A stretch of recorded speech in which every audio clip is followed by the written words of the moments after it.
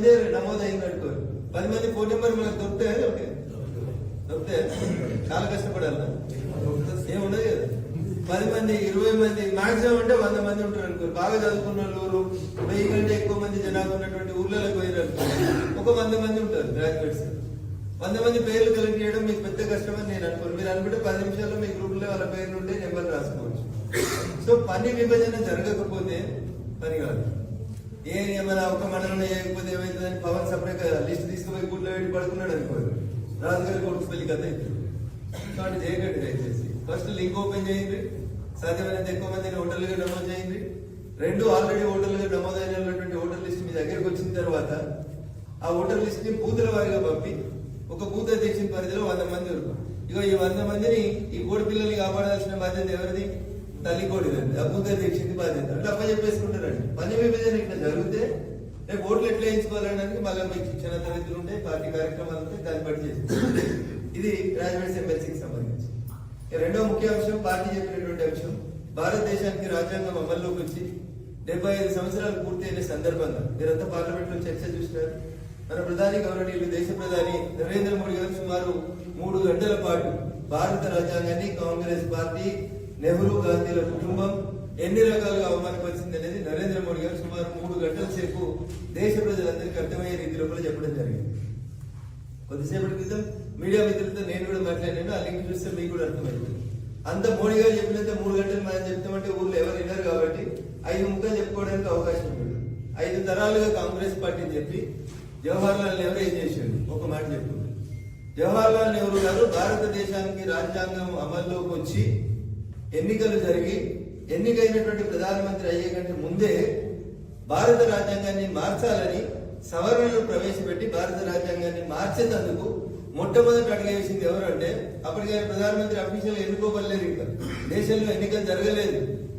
2 సంవత్సరాల దాదాపు 9 నెలల 11 రోజులు కష్టపడి భారత కాన్స్టిట్యూంట్ అసెంబ్లీలో మేధావులైనటువంటి పెద్దలందరూ రాసి నిర్మించి తయారు చేసినటువంటి భారత రాజ్యాంగానికి మొట్టమొదట తూటు పడిచింది ఎవరంటే ఈ దేశం మొట్టమొదటి ప్రధాని జవహర్ లాల్ నెహ్రూ గారు.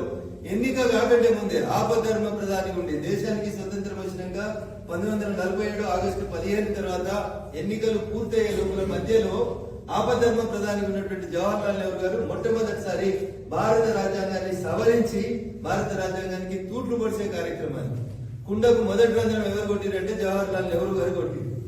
ఆడికేలి శురువైతే రాహుల్ గాంధీ దాకా భారత రాజ్యాంగాన్ని 5 తరాలు ఎట్లెట్లా నాశనం చేసినాయి అనేది మీరు ఊళ్ళలో చెప్తున్నారు. 2వ తరం ఇందిరమ్మ ఏం చేసింది? ఇందిరమ్మ చాలా చెప్పింది మాటలు. ఇప్పుడు వచ్చే ఇందిరమ్మ ఇంకా దాకా చాలా చెప్పింది. ఆమె 1978లో చెప్పింది దేశంలో గరీబోలు అనేటోళ్ళు ఉండదు, గరీబీ హటావో అన్నది ఇందిరమ్మ. కాంగ్రెస్ వాళ్ళకి ఏమర్థమైంది? గరీబోలు అనేది ఊరోజులకు వెళ్ళగొట్టరు, గరీబోలు జాగాలు పొందుకోరని ఊరోజు తీసుకుపోయి గుడిసెలు ఇచ్చిన తప్పితే గరీబోలకు ఇల్లు కట్టియలే కాంగ్రెస్. ఒకవేళ కాంగ్రెస్ ఇల్లు కట్టించి ఉంటే 1978లో గరీబ్ హటావో అన్నారు. ఇవాళ ఈ రేవంత్ రెడ్డి వచ్చి మళ్ళీ రేపటి నుంచి సర్వే చేస్తాడంటే ఇందిరమ్మ ఇల్లు ఇచ్చిందని. అవునా? 78లో నిజంగా ఇందిరమ్మ కలలు కన్నా గరీబోళ్ళకి ఇల్లు కట్టించే కార్యక్రమం మొదలైతే ఇవాళ దాకా ఇల్లు కట్టుడు ఆగుతుందా? అప్పుడు నరేంద్ర మోడీ గారు వచ్చి 2014 దాకా 1978 నుంచి 2014 దాకా అవి 12 ఏళ్ళు, అంతకుముందు 14 ఏళ్ళు, 26 ఏళ్లలో ఇంకా ఏ ఊరికి పోయినా గుడిసెలు ఉన్నాయి, గరీబోళ్ళు ఉన్నారు ఊళ్ళో. ఇగో ఇందిరమ్మ మాటలు మంచిగా చెప్పింది. ఇందిరమ్మ చేసింది ఏంటంటే ఎమర్జెన్సీ తెచ్చి భారత రాజ్యాంగం ఇచ్చిన హక్కులు అన్నింటినీ తుంగలో దొరికింది. ఆఖరికి పేపర్ వాళ్ళు వార్త రాయాలంటే కూడా పక్కన డిఎస్పీ కూర్చొని ఈ వార్త రాయాలా రాయకూడదు అని చెప్పేటువంటి దుస్థితిని తీసుకొచ్చి 2వసారి భారత రాజ్యాంగానికి ఘోరమైన అవమానం చేసింది ఎవరంటే మొదటి పీడి జవహర్ లాల్ నెహ్రూ పోయినాక 2వ పీడి ఇందిరమ్మ వచ్చి ఆమె కూడా చేసింది. ఇట్లే చెప్తారు ఊళ్ళల్లో. ఇక 3వ తరం వచ్చింది, అమ్మ పోయినాక కొడుకు వచ్చిండు రాజీవ్ గాంధీ. ఈ దేశంలో ఉన్నటువంటి ఆడబిడ్డలు కులం లేక మతం లేక భర్త వదిలేస్తే భరణం చెల్లించాలని, భర్త వదిలేసినప్పుడు భరణం చెల్లించాలని దాదాపు ఒక 25 సంవత్సరాలు ఒక ముస్లిం ఆడబిడ్డ కొట్లాడితే ఈ దేశ సర్వోన్నత న్యాయస్థానం సుప్రీంకోర్టు ఒక జడ్జిమెంట్ ఇచ్చింది. ఆమె హిందువా ముస్లిమా పక్కకు పెట్టు, భర్త వదిలేస్తే ఆమె బతకాలంటే భార్యకి పిల్లలకి భరణం ఇవ్వమని సుప్రీంకోర్టు చెప్పింది. షాబాను అనేటువంటి ఒక ముస్లిం ఆడబిడ్డ కొట్లాడింది దాదాపు 2.5 దశాబ్దాలు. సుప్రీంకోర్టు జడ్జిమెంట్ ఇస్తే సుప్రీంకోర్టు ఇచ్చిన జడ్జిమెంట్ ని అంటే వారైన డస్ట్బిన్ అని చెప్పి ఆర్డినెన్స్ తెచ్చి ఈ దేశ సర్వోన్నత న్యాయస్థానం సుప్రీంకోర్టు ఇచ్చిన తీర్పుని పక్కన పడేసి భారత రాజ్యాంగాన్ని సవరించి షాబానో కేసులో సుప్రీంకోర్టు జడ్జిమెంట్ అవతల వారేసి ముస్లిం మహిళలకు భరణం ఇవ్వద్దు అని చెప్పిన గొప్ప పార్టీ కాంగ్రెస్ పార్టీ. ఇలా మళ్ళీ మైనార్టీ హక్కులను గొంతు తెచ్చుకునేది ఎవరు? ఇక ఇది 3వ తరం. 4వ తరం వచ్చింది. భారత రాజ్యాంగం అన్నిటికంటే పెద్ద స్థానం, మొదటి స్థానం ఎవరికి ఇచ్చిందంటే ప్రజల చేత, ప్రజల కొరకు ప్రజలే ఎన్నుకున్నటువంటి ప్రధానమంత్రి ఈ దేశానికి అందరికంటే మొదటి వ్యక్తి.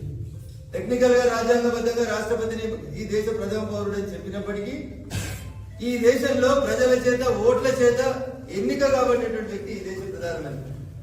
మౌనము నేను చెప్పిన మన్మోహన్ సింగ్ ప్రధానమంత్రి కుర్చీలో కూర్చోబెడితే ఆయన పక్కన యూపీఏ చైర్పర్సన్ అండి ఓ రాజ్యాంగేతర కుర్చీ వేసుకొని మన్మోహన్ సింగ్ మాట కంటే ఎక్కువ సోనియమ్మ మాటకే ఎక్కువ విలువేయాలని 10 ఏళ్లు ఈ దేశంలో రాజ్యాంగేతర శక్తిగా ఈ దేశాన్ని, రాజ్యాంగాన్ని తుంగలో దొక్కి నడిపించింది ఎవరంటే ఇంకో తరం నాయకురాలు శ్రీమతి సోనియా గాంధీ గారు. అంతేనా? ఇది సోనియా గాంధీకి తగ్గుతుంది. ఇక మిగిలింది ఎవరు? ఇప్పుడు ఉన్నటువంటి leader of opposition Rahul Gandhi. ఈయన ఏం చేసిండు?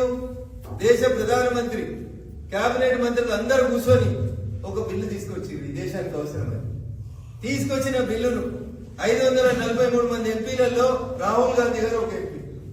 ఆయన ఏం చేసిండు? ఒక మీడియా సమావేశం పెట్టి దేశ ప్రధానమంత్రి, దేశ కేబినెట్ మంత్రులంతా కలిసి తీసుకొచ్చిన ఒక బిల్లుని మీడియా సమావేశంలో చించేసి డస్ట్బిన్ లో వారేసిపోతే అడిగే దిక్కులేదు ఈ దేశంలో. వీళ్ళు పొద్దుగాలైతే సేవ్ డే కాన్స్టిట్యూషన్ అని జేబులో పుస్తకం పెట్టుకొని తిరుగుతాడు రాహుల్ గాంధీ. బిఆర్ అంబేద్కర్ గారిని ఎన్నికలలో 2 సార్లు ఓడగొట్టిన party Congress party, communist party. Ambedkar garu న్యాయశాఖ మంత్రిగా ఉండి జవహర్లాల్ నెహ్రూ గారి విధానాలను విభేదించి నాకు ఈ న్యాయశాఖ మంత్రిత్వం వద్దు అని చెప్పి కేబినెట్ నుంచి వైదొలిగింది. జవహర్లాల్ నెహ్రూ ప్రధానమంత్రికి ఉన్నప్పుడే అంబేద్కర్ గారు బయటకు వచ్చారు. జవహర్లాల్ నెహ్రూకు భారతరత్న ఇచ్చుకున్నారు, ఇందిరాగాంధీకి భారతరత్న ఇచ్చిండ్రు, రాజీవ్ గాంధీకి భారతరత్న ఇచ్చిండ్రు.